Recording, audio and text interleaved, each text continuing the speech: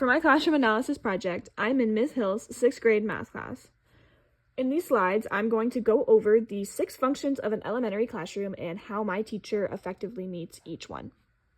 The first function is shelter and security. The first thing that I noted about Ms. Hill's classroom was the fact that she has these giant windows that lead directly into the hallway.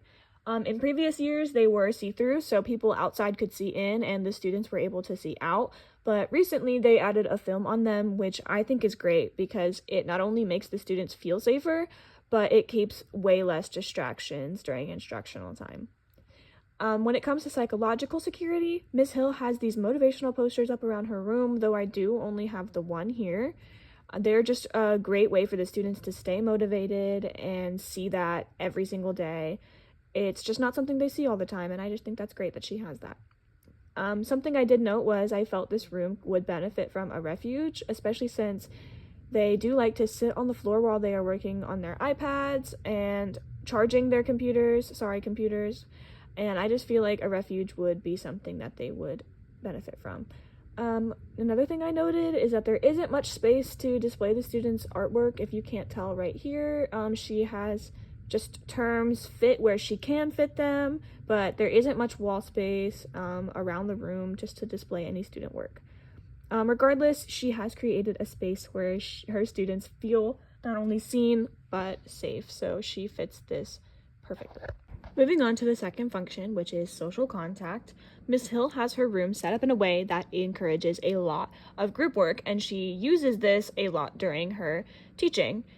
Her room is set up in groups of 4, 6, and 10, which I noted could actually become a little distracting, especially when she has her back turned and the students are facing each other, as it is easy to get distracted. Another thing I noted was that they find it easy to just copy off each other instead of attempting to do their own work, so I feel maybe breaking apart the groups a little bit might actually benefit them. The third function is task instrumentality. I would say that Ms. Hill definitely has her room set up in a way that not only she can utilize, but her students can, and other teachers that come in the room as well. So she has the desks organized in a way that the teachers are able to move around with ease and assist students when they need help. This is great because she definitely has a lot of teachers coming in and out of the room, myself included.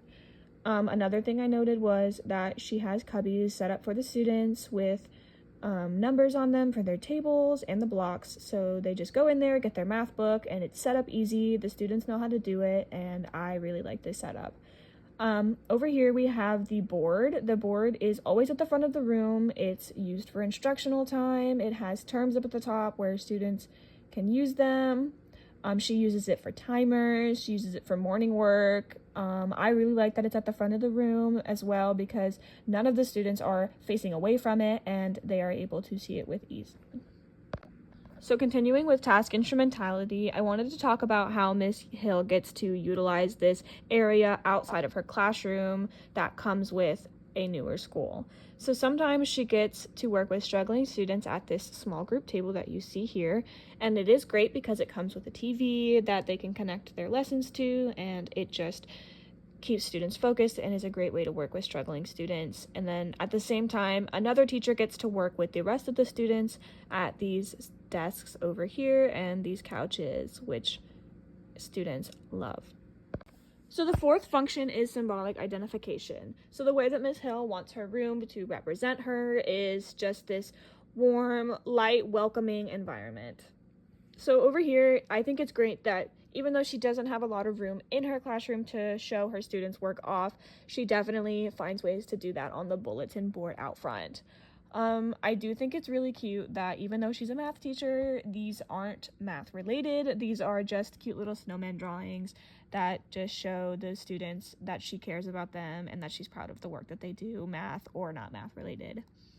Over here, there are just an example of a couple beachy decorations that she has up. It represents her love of the beach, this warm environment, you know, the sandy, warm, welcoming environment.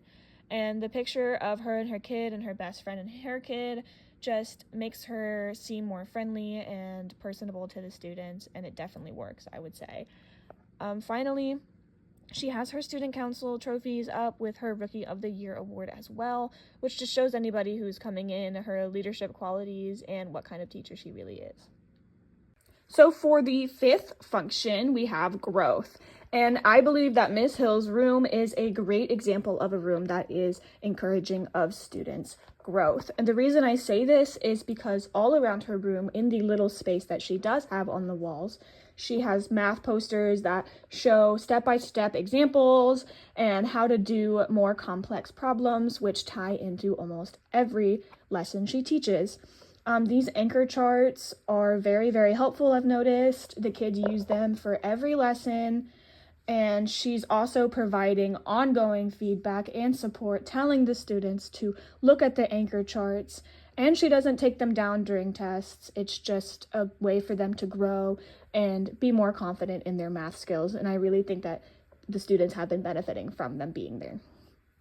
The sixth and final function is pleasure. I would say that Ms. Hill's room just has this welcoming energy the second that you walk in. It just makes the students want to be there. The entire room is themed with lemons, which are bright and comforting, and I just think it ties the whole welcoming room vibe in together.